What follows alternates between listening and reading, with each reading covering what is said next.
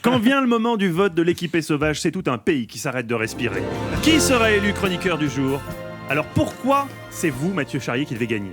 Déjà Mathieu, un seul T, on s'est battu toute notre vie contre les Mathieu à 2 T. En plus, une chronique en hommage à son papa qui travaille sur un circuit de Formule 1, je crois que ça colle. Ça colle. Vous êtes bien défendu. Ève Roger, pourquoi le public doit voter pour vous ? Parce que le public, pas Mathieu Madénian. Et Mathieu Madénian aussi. Moi je parlais à Mathieu Madénian.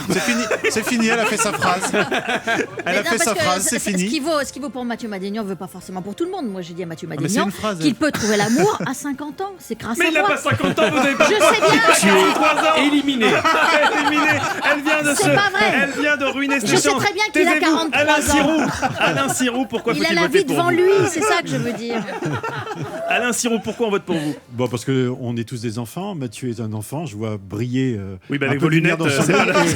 pas sûr que ce soit le bon argument. Et pour moi, la science, s'interroger sur le monde, c'est rester un enfant. Donc voilà, c'est juste. Il nous a faites tenté peur, l'argument vous de nous la faites poésie. peur. Axel de Terlé, pourquoi faut-il voter pour Parce vous ? que vous avez vu mes blagues écriteaux, là, panneaux, on n'y comprend rien. Il me reste qu'une chose, c'est l'économie. Donc il faut absolument me donner le point. Eva, dévoilons d'abord le choix de nos auditeurs. Alors, les auditeurs sur Twitter ont voté pour Ève Roger Allez. qui remporte 2 points. Comme Ève à chaque Roger, fois. Dès que ça parle de cul, elle gagne. J'ai pas prononcé une seule fois ce mot-là. Bon fair play dans la rédaction. Les auditeurs, non pas les auditeurs, le public Le qui est avec nous public. aujourd'hui dans le studio Ah. Merlin, le public bouillonnant. Pour qui le public a-t-il voté ? Mais ils ont Attention. voté pour Alain Sirou. Alain Sirou. 2 points également pour Alain Sirou. Pour ma part, je donne mes points aujourd'hui, sans hésiter, à Axel de Tarlé. Parce que ça va me faire gagner 10% sur mon assurance. Merci, patron. Pour Axel. Mais vous le savez, ici, le dernier mot revient à notre invité, Mathieu Madénian. Vous serez sur la scène du Théâtre du Rond-Point à Paris à partir du 4 décembre. Et là, c'est un peu comme à la fin d'un dîner de famille. C'est le moment où vous allez nous dire un truc qui va déboucher sur une grosse dispute. Votre voix compte triple. Alors, Qui, selon vous, mérite d'être élu chroniqueur du jour ?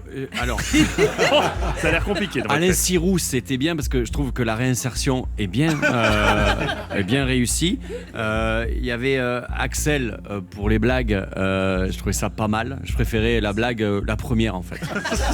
La première Le version. panneau écrito, c'était bien. Ève, le cinquantenaire t'emmerde. Il y a que Mathieu qui a pas gagné. Alors je donne mon point à Mathieu. Voilà. Bravo. Bonne stratégie. Au moins, tout le monde a finalement, de gagné. Charrier. Mais non, tout le monde n'a pas gagné puisque c'est Mathieu Charrier qui l'emporte car vous avez 3 points. Ah d'accord, Tous ok, les mais, autres n'avaient que mais 2 points. tout le monde a été choisi quelque part. Oui, quelque part c'est beau. Et comme C'est très disait consensuel. l'abbé Pierre, l'important. Et après il est mort. Il n'a pas fini la phrase en fait. Mathieu Madénian.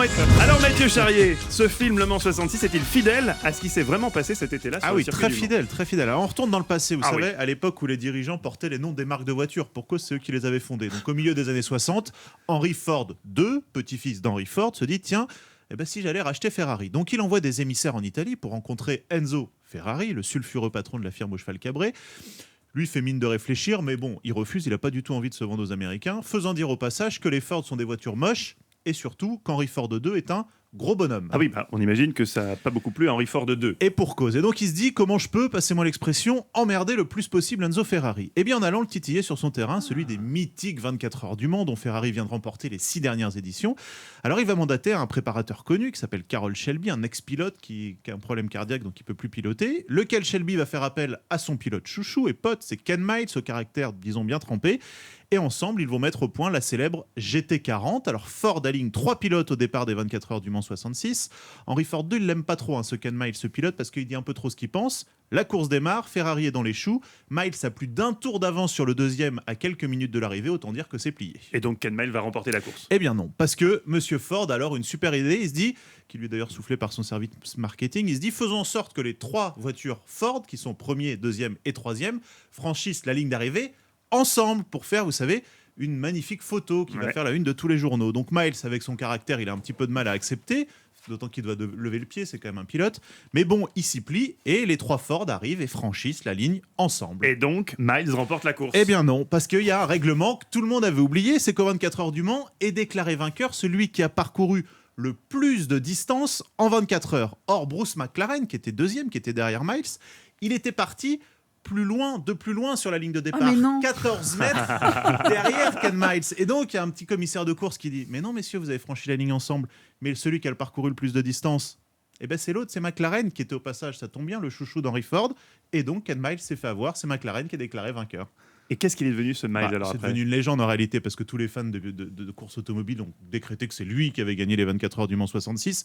D'autant que quelques semaines plus tard, il va mourir sur un circuit en essayant une nouvelle Ford. Donc autant dire que la boucle est bouclée. Quant à Bruce McLaren, Vous avez une manière de présenter les choses. Je pense que pour sa famille, s'ils nous Ouais, écoutent les Miles, ils écoutent Europe 1, je veux dire il que... s'est quand même mort, le mec, sacrifié quoi. pour son sport. Ah et oui, Bruce faut le McLaren, dire. qui a donc remporté ces 24 heures du Mans 66, c'est lui qui va fonder l'écurie McLaren, aujourd'hui McLaren Mercedes, qui est considérée comme l'une des plus prestigieuses au monde.